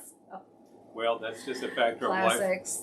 Tapeheads and Repo Man. That's a really great. Oh, okay. She Wolf's on the double Upper bill. East Side. All right, we're slightly upstate of you, but yeah. Yep. Not too surprised. Or So it's all on you didn't get struck by lightning. Thankfully. No, I just poked my head out there. It does look pretty overcast, and we're hearing a lot of rum light. So I know we might get hit and we might not. It's moving around rapidly, as a matter of fact. Oh yeah, exciting time for New York in the movies. A lot of location shoots happened at around that time. Yep. You've got 2 Shaft pictures shot in New York. The second one, he gets a car. It's really kind of cool. It's got a great little zippy car in that thing. Love Audrey Hepburn. Yep. And Absolutely. Connection was definitely shot that. And like all those movies were shot with a lot of available light. So they have this kind of like green-gray look to them, which is pretty amazing. Oh, the bird. Janice loves the birds. Oh, yeah. Amy loves Tapeheads. See? Oh, Tapeheads is hilarious. I love movie talk. Yeah. We frequently end up this broadcast talking about the pictures, and it goes on from there because we could go forever. In terms of like classic car pictures and car chase pictures, we would be remiss not to mention Some Like It Hot. Oh, seriously, great one. Mm-hmm. Great Definitely. one. Billy Wilder and Gilda, for that matter. Billy Wilder, I think, is impossible to beat, and he just had a perspective. He had a great screenwriter that he worked with. And he worked with Lisa, we'll work it out. Yeah, just amazing. We'll work it out. His pictures always have a fantastic tone. Some Like is just incredible. Tapeheads and then any ordinary man would have given up by now. Yes, yes. Swanky Modes! No, I just love that picture. Just great. And that on a double bill with Repo Man. I was going to say Repo Man. We were just watching the other day. Is just a period piece, Piece de resistance is what it is. Although, okay. Great soundtracks, both.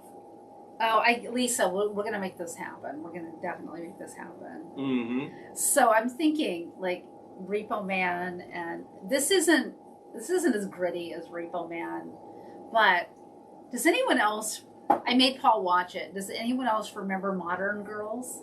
Modern Girls. It was a lot of fun, I thought. And it has a tiki bar in it. It does have a tiki bar scene. Mm-hmm. It's a cheesy tiki bar. Good night, Anthony. Hey. Good to see you. Good to see you. I know, I want to see if anyone... Okay, yeah, definitely Repo Man. There's a cheesy tiki bar in the video for Just Can't Get Enough by Depeche Mode, as I recall. They're all suddenly have umbrella drinks. Yes. It's really strange. Yep. Not Strange Love. That's a different kind of a thing.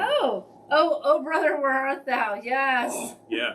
That's a great one. That's got a really great role for Stephen Root, who is one of the most versatile actors in Hollywood right now. Doug says Sabrina had a nice sailing scene in the party on Long Island. Yeah. That's a good little thing to think about. New York Pictures, Born Yesterday is Born Yesterday is great. Which is the one with Gladys Glover? That is, It Should Happen to You. It Should Happen to You. Yeah. Oh my gosh, yeah. I should, you know what? That's a fun one. Oh, Modern Girls. Okay. Yeah, right? She-Wolf. That's a great one. I'm kind of thinking Modern Girls and Valley Girl. Those two on a double bill are like right around the same. Although everyone's seen Valley Girl, but I just don't think Modern Girls somehow got lost. Like maybe it was released the same week as something else. Got a little less respect. It's like UHF, which apparently was released at exactly the same time as that Batman picture from the 80s and got annihilated. Whereas UHF really holds up. That's a hilarious picture. I'm going to share the IMDb for It Should Happen to You because I don't think most people know that movie, but I think it's worth knowing. It's not that well advertised. It's a little subtle. No, it's really not. But it's very well done. Jack Lemmon. Yep. And Judy Holliday. That's a really interesting combination. They both really... 2 weeks from everywhere.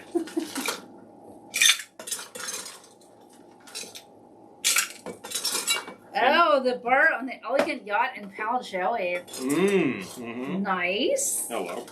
I'm thinking of the bar on the elegant Night of yacht. the Comet. Oh, I remember that one. Do you? I haven't seen that. Yeah. Okay. Not a great picture. Oh, no, is it? But I watch a lot of not a great pictures, so hey. Well, yeah, Not a Great Picture is kind of my favorite, but... It's kind of de rigueur around these Austin. Hi, Johnny. Good to see you. Hey there. Johnny says Austin Powers. Yeah. Yeah, baby. Oh, UHF. We love UHF. No, that's just yeah. one of the classics of the genre that was completely buried in its original release and then picked up huge box office on videotape. You know, back when that was such a thing. Video rentals made that a huge picture. But there are so many great asides in that picture. It's okay. Great music, we like the same stuff as She-Wolf. Yay. Oh, yep. Love it. But what are you making? I think I will actually make that rum curd. No, tequila curd, as a matter of fact. Because... Well, that's certainly easy. Mm-hmm. So he's taking a page out of my book and just varying up his first drink with a different liquor. As a matter of fact.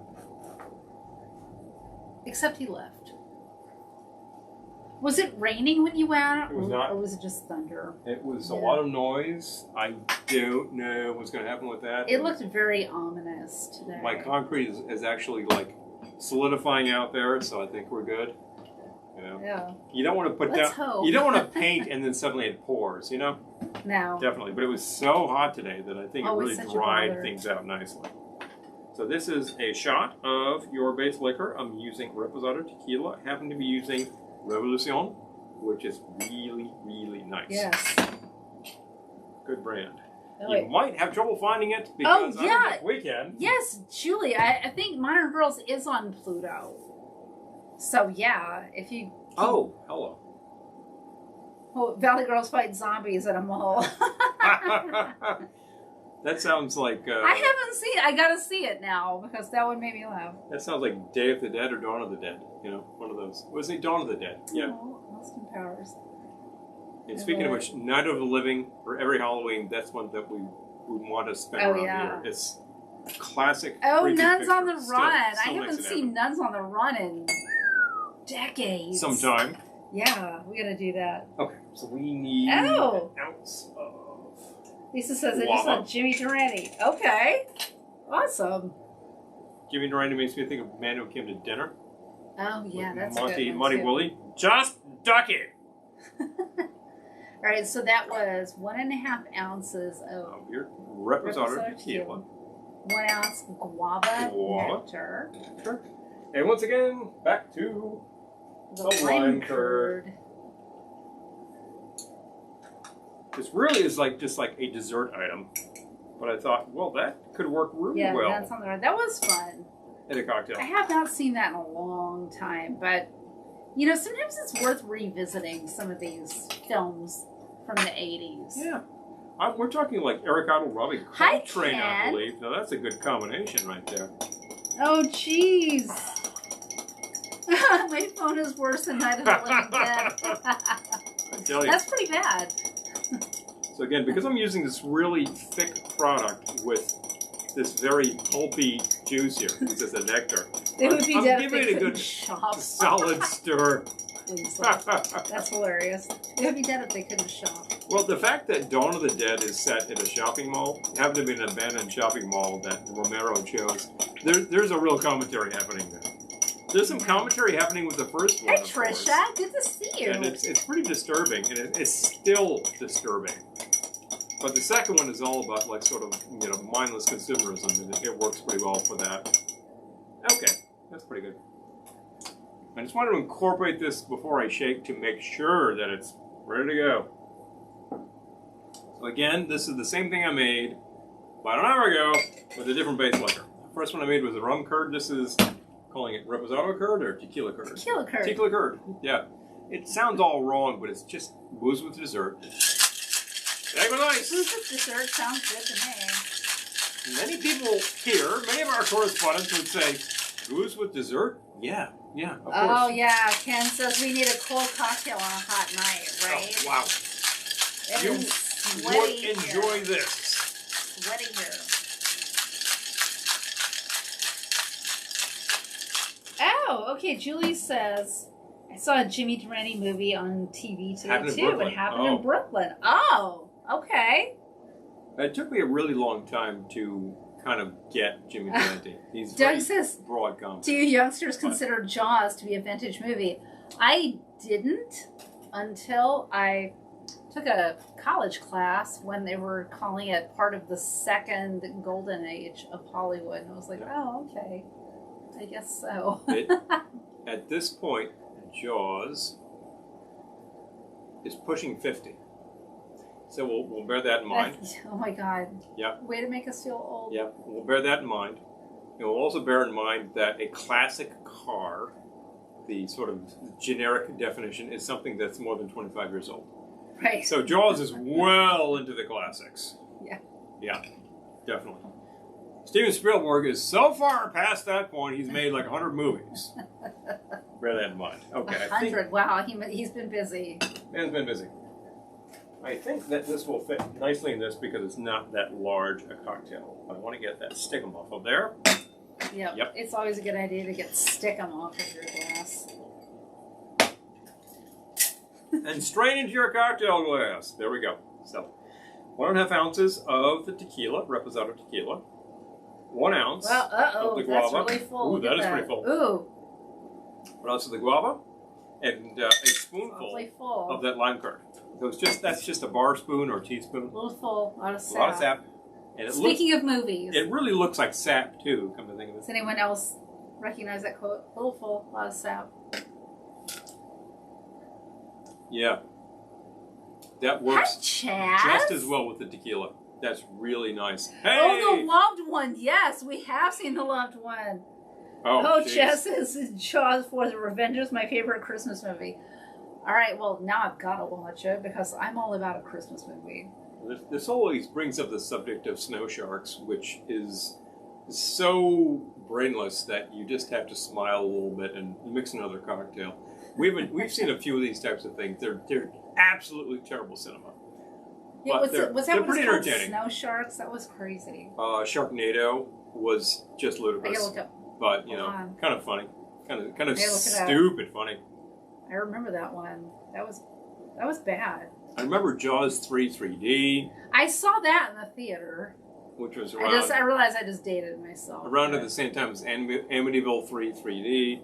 And you think every time you have a third sequel, you have to make it in 3D. Yeah, that was kind of de rigueur at the time. Snow Shark. You're right. Snow Shark. Ancient Snow Beast. Shark. Ancient Snow Beast. We did see that. An ancient creature like who comes out on the slopes. It's... What?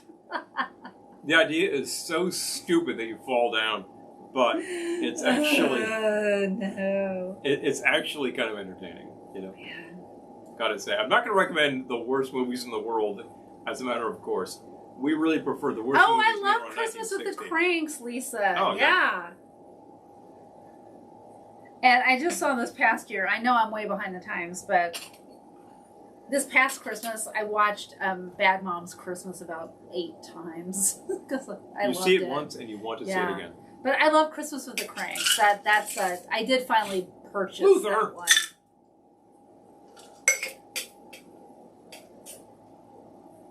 Oh, that's good. It's weird. It's good weird. It's weird that it's a very different type of base. I mean, it's good weird. An aged tequila versus like a really heavy rum. But Sharknado. Oh my gosh, Amy says Jaws is a great movie to enjoy in the theater. Again, said yes. Yeah, you got that right, Pally. And if you're careful around this time of year, you can find the original can there that's featured in the movie. Because Gansett is actually re-releasing those, so you can get that. Oh, Janice is asking, have you seen Ozark Shark? No. But it sounds like a good one. Just like the sharks Beastmaster on the ski slopes, the Ozarks are how close to an ocean? Not! So the very concept is ludicrous enough to make you go, okay, I'll watch this with a 6-pack of beer. That idiotic. Oh my gosh. Ken says, had flies come out of a mouse in my attic and it was worse than sitting through Amityville 3. Oh my god. Decaying mice. Oh no. Oh no. No. Makes you just want to get a couple of cats. Errol laughs at Sharknado, right? Of course. Hi, Jennifer. Good to see you. Well, hello. We're still live. We are still live. We're still standing. Still standing. Still happening, but definitely. There's a thing about Sharknado is that the first one was so unutterably stupid that it wasn't a movie, it was immediately a trilogy. It was immediately a whole franchise. So, of course, the producers keep going, oh, let's do another one, boom, boom, boom. It doesn't really matter what's happening in the script. We always think we should just write down our worst ideas, our worst idea of the day. Horrible, wretched, rejectable ideas. We should just write them down and like send them out to Hollywood agents because let's see what happens. Probably be our $1 million idea. Every time I have something completely ludicrous, I say, well, there's my $1 million idea of the day down the tubes because I'm not going to act on it. So. Exactly. Oh, it's twice. So terrifying. I know. Yeah, Sharknado was funny. I have certainly lived in locations where there was a mouse problem. And it's, Jennifer says Sharknado had a script? It did? What? Yeah, I thought they were improvising on the spot. I know, everyone loves Sharknado, right? How could you not love Sharknado? To say the name of the picture is to utter a ludicrous combination that should never be, and it was. Like, I think there are 5 of them? Are there 6 of them? I don't know. I want to see Ozark Shark, though. Those are just 2 words that don't belong together. That kind of sounds like Sharknado meets Deliverance. Now, that's a combination that you weren't expecting. You made me cough. Sharknado. Like Jaws meets Deliverance. Yeah. Seriously. Oh, no. Oh my gosh. Chess says, I wrote a script for a movie here in Arizona called, what? Tarantula. About a summer dust storm that blows tarantulas all over downtown Phoenix. Someone's got to buy that.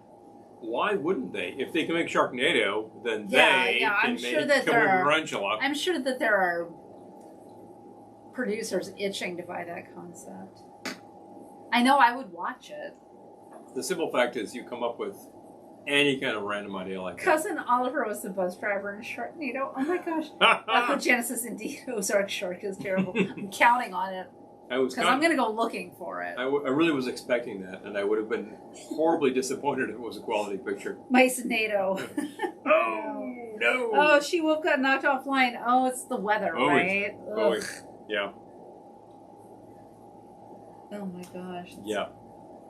Big fun ideas, I tell you. Your worst idea might be the best thing to come out of Hollywood. I don't know. Yeah. At least the most entertaining. The simple fact is some of these are just popcorn movies, and that's all they aspire to, and they achieve that. Popcorn in a 6-pack. And some of them are actually designed to be entertaining and quality pictures. We frequently sing the praises of the Thin Man series. Best classic Hollywood doing what it does it's very well. It's no Sharknado, but... And at the time, they were not even the top-of-the-line pictures. They were kind of budget pictures. Lisa says we're getting up early to see Union Pacific's Big Boy. Oh my gosh! Really? Did we see some sort of... What was the one we saw at the Smithsonian? We saw several locomotives at the Smithsonian. Yeah, this was at American History. Very cool. Which has like fantastic locomotives. They have the John Bolt, which is the first one to really make it in the States, circa 1829. Glennie should star on a Sharknado sequel. Oh, wow. Yes, she should. That's a great idea. I love that idea. All Sharknado Asbury. And Sharknado hits the beach, and it's the Jersey Shore. Lisa's asking, can you make a drink called the Big Boy? I bet we can. I would not be surprised at all if we could actually come up with that on a moment's notice. Let's see. I feel like... Yeah, we saw a few locomotives. There were some very large trains out She Wolf says, like a movie Blades about a lawnmower, a killer lawnmower. Oh no. Killer cooks. It kind of reminds one of the 70s TV movie. This could not possibly have made it in the theaters at the time. The Car. Oh. All right, I'm going to go look for ingredients. A possessed town car terrorizes a town. Not well done. But I remember the time being like really fascinated by the whole idea. And then, of course, that brings up the whole idea of other possessed sorts of vehicles out there, like Duel. which is not really about a possessed vehicle, but it's about something strange going on with that truck that's chasing Dennis Weaver. And there's that Twilight Zone episode with the car that drives by itself. I'm trying to think of what other demon cars there are. Oh, Christine. Hello, we just saw that within the past year. It's a little schlocky. It's not considered the best of the lot, but I found it pretty entertaining, and particularly the way that they actually treated the stunt cars in that. There's something kind of touching about it, and there's something just kind of like paranoid, but that also sounds very Stephen King at the end of the day. You know, the books are always better, of course.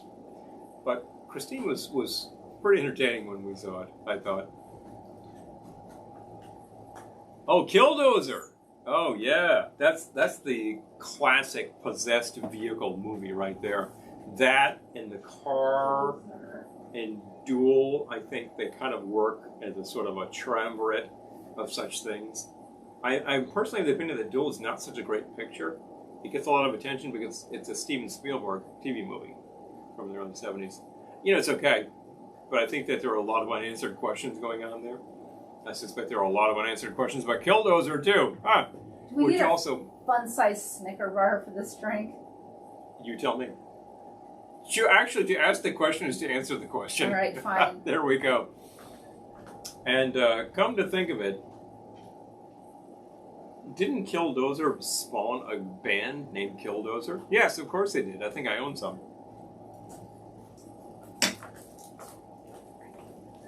So, I came up with some ice cream and a fun-sized Snickers that we got out of a piñata. About time we actually ate this one. All right, I guess. So I think this is going to be a blender drink. The Okay. big boy. Well, we got a blender behind me, don't we?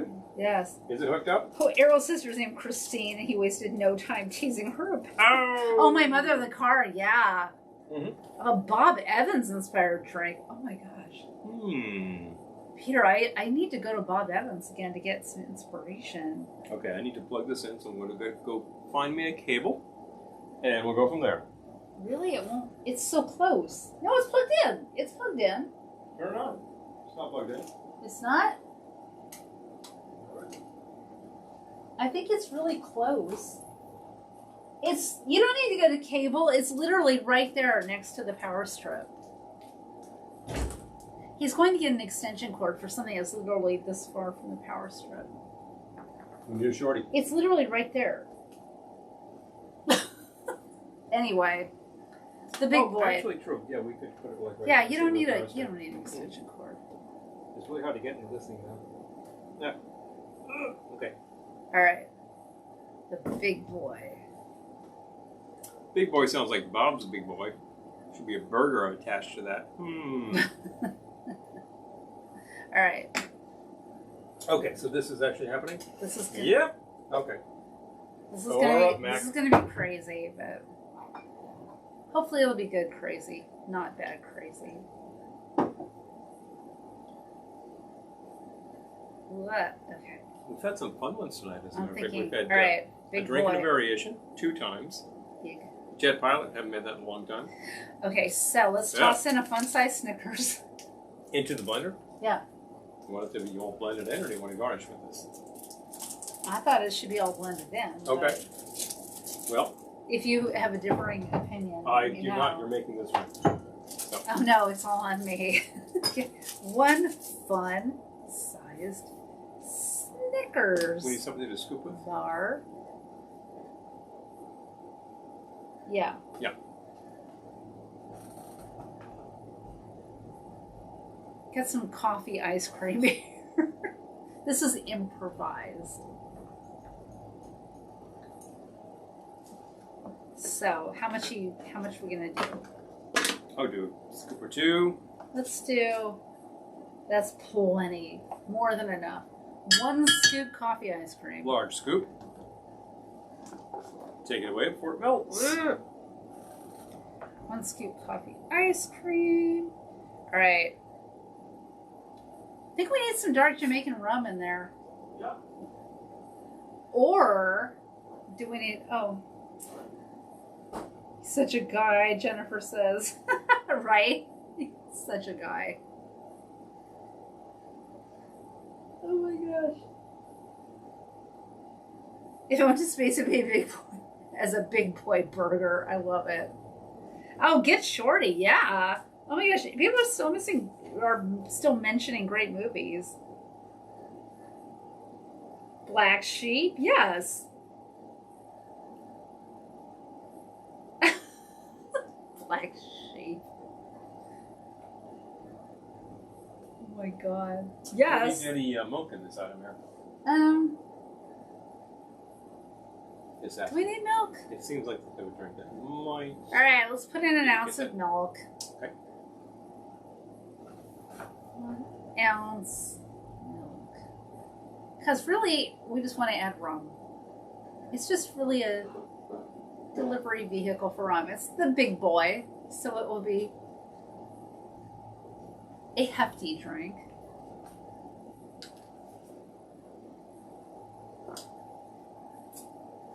Okay.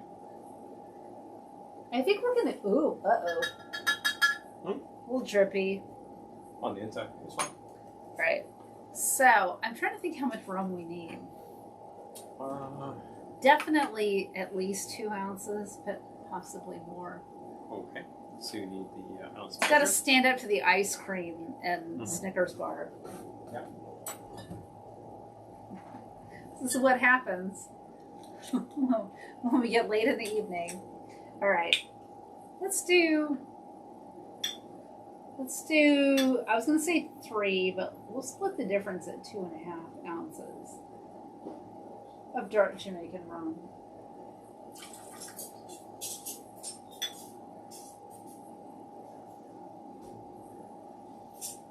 Two and a half. We can always add more if we decide we want it. That Snickers bar is just sitting there. This blender is going to make some rude sounds when we start. It's looking an awful lot like a beach drink that I might be familiar with. Cause rum. Because rum. He says cause rum. So what else is going in this baby? I think that's it. Okay. Okay, I gotta add the rum. So far it's 2.5 ounces dark Jamaican rum. We didn't add any coffee liqueur, did we? Do we need to? I don't know. We should probably try this first and find out. Did you notice how he did that? Do we need to? I don't know. Should we? He poses it as a question. Fine. Let's add some coffee liqueur.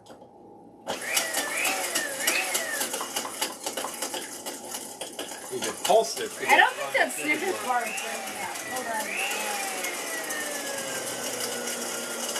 Hold on. There we go. That's happening now. Alright. It's coming.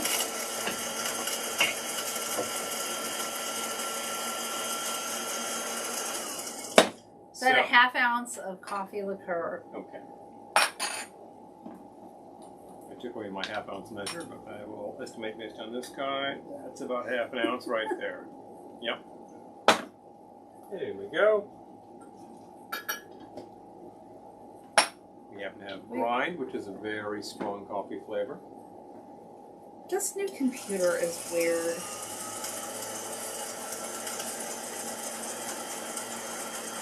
Is that Snickers bar breaking up? I think it's in tiny fragments right now. So, okay. Where should we pour more this? More rum. Let's see. More rum. Do it. Then think about it. All right. How about this kind of guy? Okay. Serve in a Collins glass. She said with authority. There's a lot of chipped up nuts happening around this business here. A lot of fragments. That's the nuts. I have a feeling that there should be a straw involved in this. And it's probably going Which to will get immediately get clogged with peanuts. Packed with peanuts. Snickers satisfies. It really satisfies. Could have been done as a cocktail glass, I think. Oh boy. What do we have here? We should have added ice. It's good. It's really gliding that straw. Ah! It's good, but I feel like we should have blended it with some ice. I tell you what, if the first year succeed, do that. Be right back. I'm going to say, with ice. Oh, wait a minute. I got ice right here. Yeah. Okay, yeah. Uh-oh. I got some ox Oh my God, ice. what is wrong with this computer? We just got this computer. Mm-hmm. It keeps, like, the brightness keeps going out. I swear we just got this computer like 2 months ago. Thank you, Apple. I know. Alright, we're going to do it again with ice. Oh, Chaz, I did not see that. That's a hard rum to chop. Back in Chaz it says, goes. did you guys see that Patricia Hitchcock passed away on Monday at 93 years old? I did not see that. Okay. I feel like I've got that cocktail stuck in my teeth. I'm going to let that go and bust up that ice a bit. That should make that a lot colder. All right. I'm turning this off.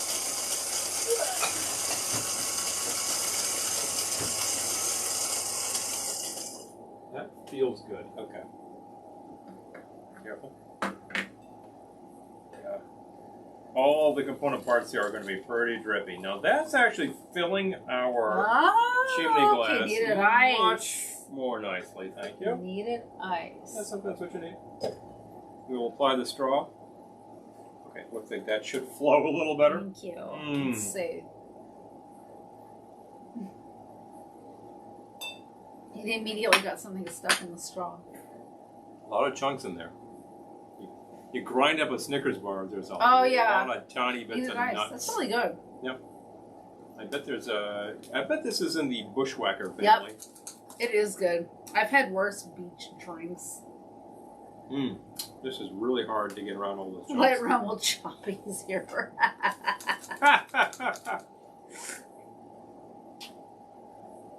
Yeah, I'm a fan of that one.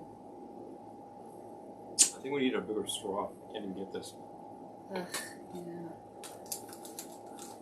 Between ice chunks and fragments of nuts and all that. Tisk. Okay, we'll abandon all of that and just take it from the glass. It's really good though. That is tasty. Beach drink, if I've ever had a beach drink. Yep. And you have. I've had a few beach drinks. I've had my share of Bushwhackers on the beach in Cancun, and it's well done. You know, it's no cocktailian cocktail, but it's exactly what you need when it's 100 degrees out there.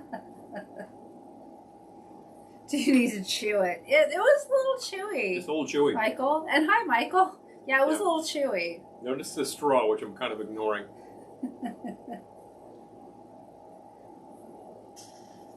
It was slightly chewy. Yeah, but the flavor combination is actually pretty good on that. We don't often make these like large dairy-based drinks because there's no sour. There can't be any sour. I think that's well done. It is a little chewy.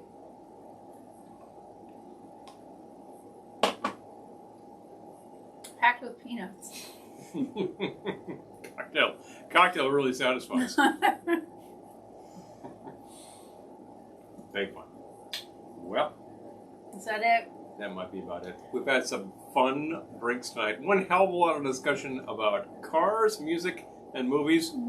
As usual, we frequently get on that subject. Hey, those subjects. I always get sad to sign off. I know, I see the comments. I'm like, oh.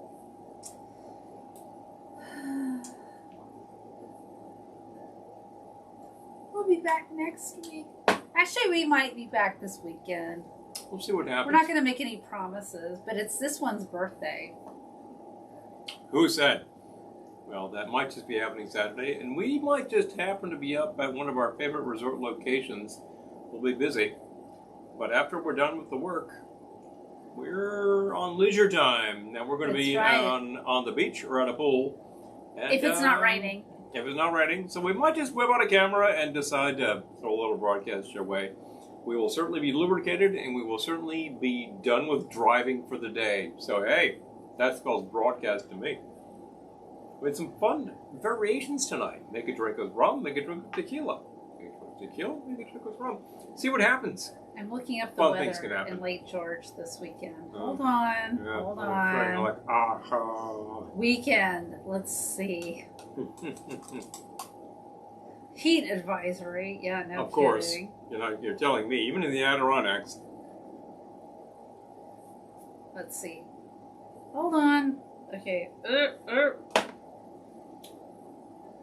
Saturday says partly cloudy. I can live with that. We could have it. We could have it. PM thunderstorms on Friday. It'll be wet. We won't be there on Friday. So we'll be on Friday. So heck. Yeah. But yeah, it's his birthday, so we're toying with the idea of going live. Oh, you happy? Oh, thank you, Lisa. Thank you. Oh, thank you, Peter. Oh my gosh, Definitely. thank you, everyone. Michael says happy birthday in advance, Paul. I really appreciate that. But definitely. We work hard for you all year so that you have interesting ideas for entertaining. We will try things that we find Lisa says happy at the places, birthday. so you don't have to go and buy. Thank you, Ken. Unless we recommend it, and then maybe we want to try it. Thank you, Ken. Yeah. Oh, Lisa says we have a pool. We need to get to see you soon. Yep. Yes. Yep. But definitely. Well, solves the soul. Yeah. Hey, Aww. I like to think that we relieve a certain amount of tension in our modern world. There are so many things that are there to give you tension. We are here to relieve the tension. But definitely. So, it's been an excellent Wednesday again. We will see you next Wednesday. We will potentially see you before then, so stay tuned to your same bedtime, same bed channel and see what happens. If you have any ideas for us, send us our way. If you have not patronized the show, but you would like to, patreon.com/Velveteen Lounge. That's my one plug for the evening. Thank you, Jennifer and Lisa. And Amy, yes, we're going to Lake George. Our ostensible reason was to take a load of Ohana crap up, but we're going to stay over because it's his birthday, so... Our ostensible reason was to help take stuff out of storage. Yeah. But our venal reason was to take our stuff up there so we don't have to drive it on day off. Yeah, because our car's not big enough to carry everything we have to take to Ohana, so... Muscle car seldom is. So... Oh, thank you, Lisa. We will. Please. Absolutely. As always, no matter where you are, no matter what you do, make sure you do it in an entertaining fashion. And we will